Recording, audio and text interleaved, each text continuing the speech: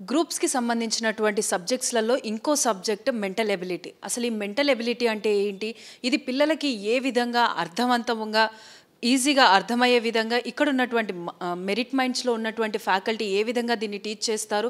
అదే విధంగా ఇది ఈజీగా సబ్జెక్ట్ అర్థమవ్వడానికి ఎందుకంటే అందరూ కూడా మెంటల్ ఎబిలిటీ అంటే కంప్లీట్‌లీ మ్యాథ్స్ ఇంక్లూడెడ్ అని అంటారు. కొంతమంది నాన్ మ్యాథ్స్ కూడా ఉంటారు కాబట్టి సో వారికి ఏ విధంగా అర్థమయ్యే విధంగా ఇక్కడ చెప్తారన్న విషయాలన్నిటి గురించి కూడా చెప్పడానికి ప్రస్తుతం మనతో పాటు మెరిట్ మైండ్స్‌లో ఈ మెంటల్ ఎబిలిటీ సబ్జెక్ట్‌ని డీల్ చేస్తున్నటువంటి కిరణ్ గారు ఉన్నారు. సో వారిని అడిగి మరిన్ని విషయాలు తెలుసుకుందాం. నమస్తే సార్. సో సార్ బేసిక్‌గా ఇప్పుడు గ్రూప్స్‌కి ఎవరైతే ప్రిపేర్ అవుతున్నారో అందులో వాళ్ళకి మెంటల్ ఎబిలిటీ అనే సబ్జెక్ట్ కూడా మీరు టీచ్ చేయడం జరుగుతుంది. సో పిల్లలకి ఈజీగా అర్థంగా అంటే లైక్ అర్థవంతంగా మీరు ఏ విధంగా వాళ్ళకి చెప్తారు? మెంటల్ ఎబిలిటీ అంటే ఏంటి అసలు ముందు? దట్ ఈజ్ మానసిక సామర్థ్యం. సో ఈ సబ్జెక్ట్ అనేది జనరల్గా ఎవరు మీ స్కూల్స్ సిలబస్లో కానీ ఎప్పుడు కూడా ఉండదు అది.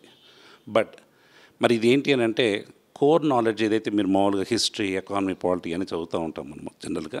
ఇది కాకుండా మనకంటూ ఒక ఇన్నేట్ ఎబిలిటీ ఒకటి ఉంటుంది. That is what cognitive ability అంటాం.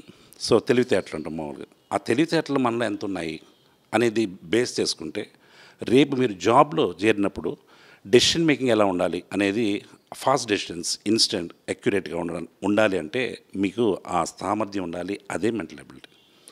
సో ఇది ఎప్పుడు మనం చదువుకుంది కాదు. మరి సిలబస్ చూస్తే ఈ exam that is group 1, group 2, TGPSC, APPSC రెండిట్లో కూడా వాళ్ళు చెప్పేది జస్ట్ వర్డ్ మెంటల్ ఎబిలిటీ అంటారు. అసలు వాస్తవానికి ఒక పేపర్ని general studies and mental ability అన్నారంటే జనరల్ స్టడీస్కి ఎంత ఇంపార్టెన్స్ ఉందో మెంటల్ ఎబిలిటీ కూడా అంతే ఇంపార్టెన్స్ ఉందని. బట్ దానికి ఒక 25 మార్క్స్, 30 మార్క్స్ అలాగా, కొన్ని గ్రూప్ 1 అయితే 50 మార్క్స్ అలాగా, సివిల్ సర్వీసెస్ అయితే ఇంకా దట్ ఈజ్ సపరేట్గా ఒక పేపర్ సీసాట్ అంటాం. కానీ అన్నిట్లో కూడా మెయిన్ ఉండేది that is logical reasoning, analytical ability and data interpretation part.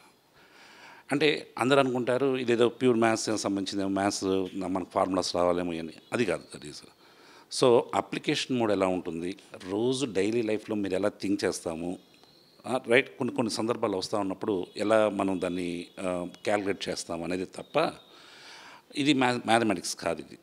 But there are some cases కొన్ని ఎగ్జామ్స్లో కొన్ని వీటిలో కొన్ని యాడ్ చేస్తారు. అది ఎందుకంటే అందరూ 10th క్లాస్ పాస్ అయిన వాళ్ళే కదా.